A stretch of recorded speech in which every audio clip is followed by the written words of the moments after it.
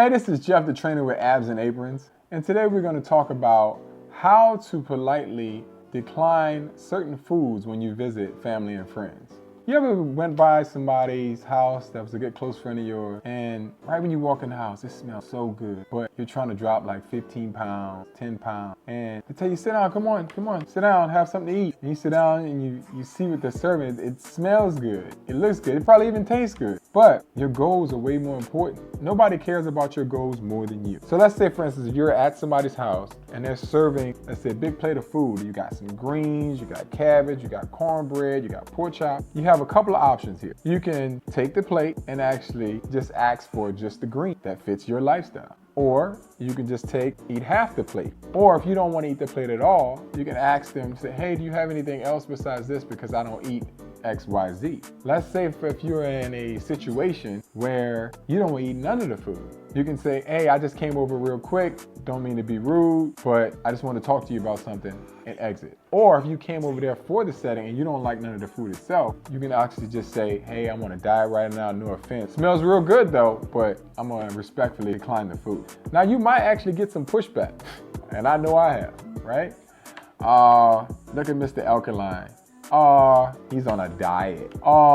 He don't eat my food. Okay, you might actually get that, but that's life. You're gonna have small haters. You're gonna have people that talk about you behind your back. You're gonna have people that, if you don't do the normal thing of eating certain food, which is really technically not good for you, talk behind you. But at the end of the day, it's about your goals and what you want to accomplish with your life, no matter what it is.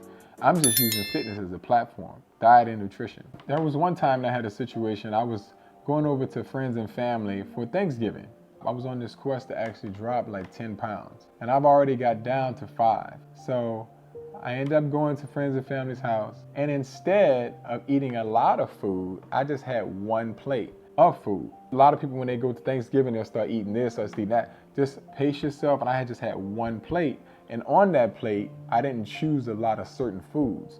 So an alternative, what I did was, I didn't eat everything in sight, because sometimes, I'm gonna be honest, we all can be honest, sometimes our eyes is bigger than our stomach, right? So God knows I can be. So I just decided to actually eat only certain foods, like I was saying. So to give you an example, I would eat just a little bit of chicken, a little bit of the turkey, and a little bit of the greens, and then that's it. Everything else I wouldn't eat. So it's actually up to you what you want to eat when you go by to somebody's house. Now at that particular time, yeah, I did get some pushback. Either somebody looking at me side eyes, or, oh, you come on, baby, you can eat a little bit more.